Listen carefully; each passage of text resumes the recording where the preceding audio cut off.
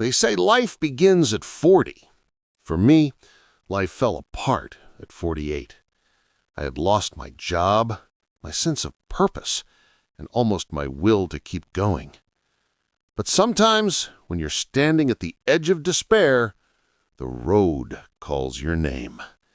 That's when I bought a battered motorcycle, strapped a sidecar on the side, and placed my German Shepherd Max in it. I didn't know where we were going.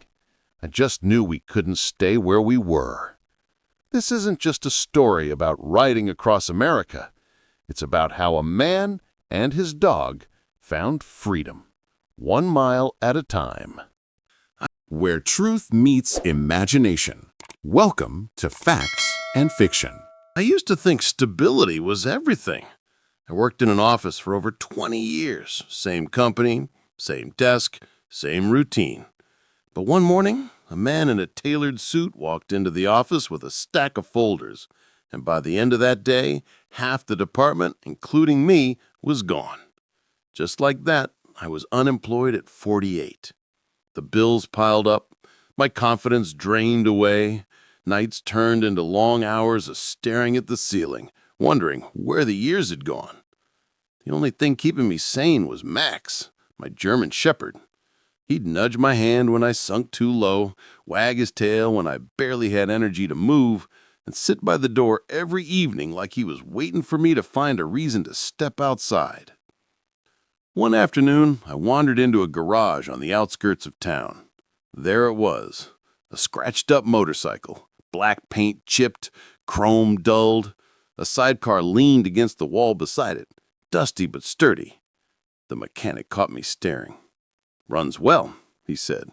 "Needs someone who isn't afraid of the road." I hadn't ridden in years, but something inside me stirred. Maybe it was madness. Maybe it was hope. A week later, that motorcycle was mine. I bolted the sidecar on, fitted a harness for Max, and packed a small bag. We weren't running away. We were running toward something, though I didn't know what. The first few miles felt awkward. My hands gripped the handlebars too tightly. The engine growled under me, powerful but unfamiliar. Max sat stiff in the sidecar, ears perked, eyes wide. Then the wind hit. Cold, clean, honest. The road stretched out like a ribbon through fields and hills. For the first time in months, I smiled. Max relaxed too. He leaned into the ride, tongue out, ears flapping. People on the roadside waved, kids pointed, and for once, I wasn't invisible. We were two wanderers chasing the horizon.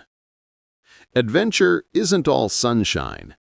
In Kansas, the sky turned black. Lightning forked in the distance, the wind nearly ripping us off the road. Rain hammered down, blinding and relentless. We pulled off near a barn. Max whined, pressing against me.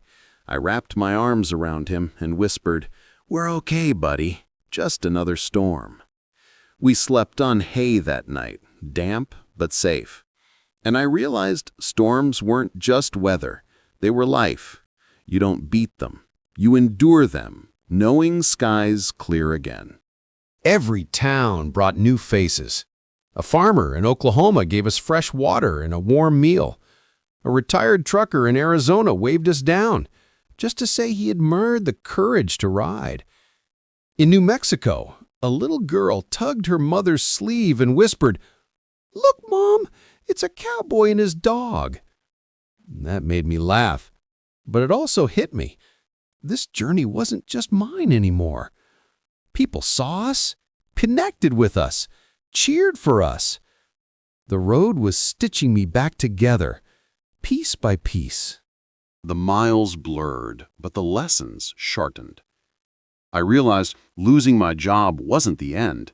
It was the beginning. I had been trapped in routine, blind to how little joy I had left. It took hitting rock bottom to climb higher. And Max? He wasn't just along for the ride. He was the reason I kept going. His loyalty, his unshakable presence reminded me that love and companionship are worth more than any paycheck. Months later, I pulled into my driveway, the motorcycle coated in dust, Max still grinning from the sidecar. Neighbors gathered, clapping, cheering. Word had spread of our journey. We weren't the same broken man and restless dog who had left. We had become symbols of resilience, of freedom, of second chances. I still don't have all the answers. Life isn't neat. But I know this: the road is always there, waiting. And whenever I hear the growl of the engine, whenever Max hops into his sidecar with that eager look, I remember life didn't end at 48.